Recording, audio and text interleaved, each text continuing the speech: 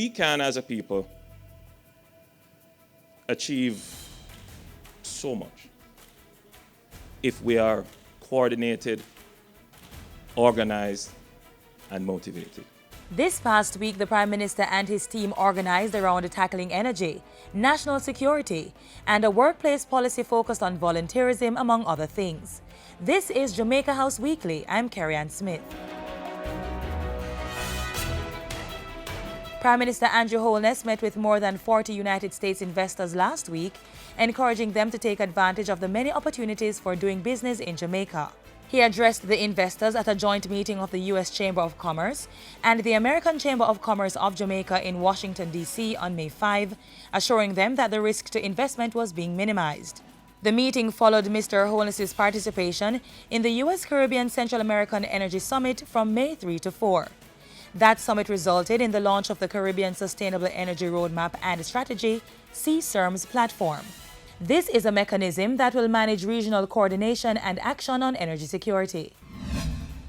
Upon his return to the island, Prime Minister Andrew Holness announced that his administration would be looking at developing a policy on work focusing on volunteerism. The government will be looking to institutionalize this, to have Jamaicans organized around efforts to improve their health, their environment. The Prime Minister was speaking at Friday's launch of Workers' Week and Labor Day 2016. Workers' Week commences on May 15 and will culminate on Labor Day, which is being observed this year under the theme, "For Health's Sake, Keep It Clean." The National Project Day will take place at Gregory Park and Washington Mews in Portmore to identify and destroy mosquito breeding sites. This government intends to ensure that while we pursue economic growth and job creation, indeed the prosperity agenda, that we equally pursue the sustainable development of our country. We preserve our environment. The team at the Office of the Prime Minister also addressed other aspects of national development last week. On Wednesday, Darrell Vaz, who shares portfolio responsibility for the Ministry of Economic Growth and Job Creation, asserted that government was moving ahead with the development of a National Spatial Data Infrastructure (NSDI) policy. This will ensure that the island's spatially referenced data products and services are made available and accessible to all users. Minister Vaz was addressing the official launch of Geography Awareness Week. He said NSDI policy would be sent to Cabinet for review and approval, following consultations with government entities and other stakeholders. GIS technology is critical to the planning process of any country that is serious about growth and development in the 21st century. On Thursday, meanwhile, Minister Horace Chang announced the government's plans to seek public-private partnerships in the development of water, housing, and other critical sectors. Dr. Chang said this would be done through the mobilization of private sector skills, technology, funds, and efficiencies. What we are now seeking to do, another effort by a government of the Jamaica Labour Party, is to restructure the government that hopefully when we get on the period of growth this time, we can get into a period that we will consider a sustainable economic development program.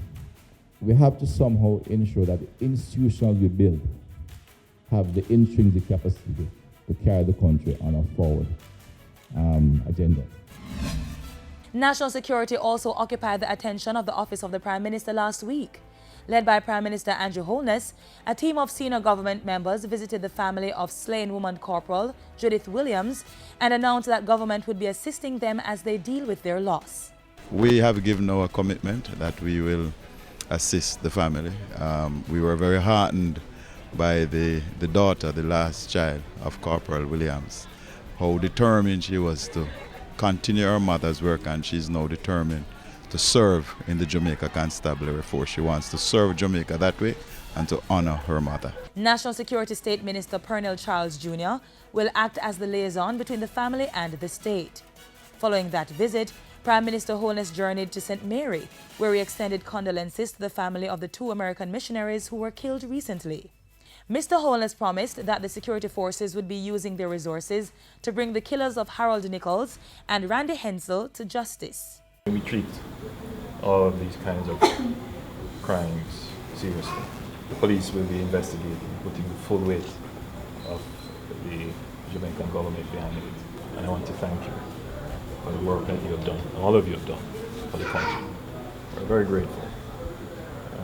And I know that there are many Jamaicans, not just those who have benefited, but all the thinking Jamaicans are weeping with you at this moment, surrounding you and praying for you and your family and your friends here in Jamaica and in the United States.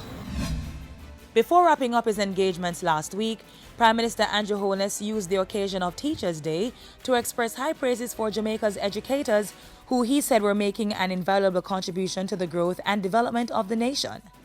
In his Teachers' Day message, Mr. Holness acknowledged that the job of a teacher was much more than facilitating learning, pointing out that educators were also role models, counselors, nutritionists, and so much more.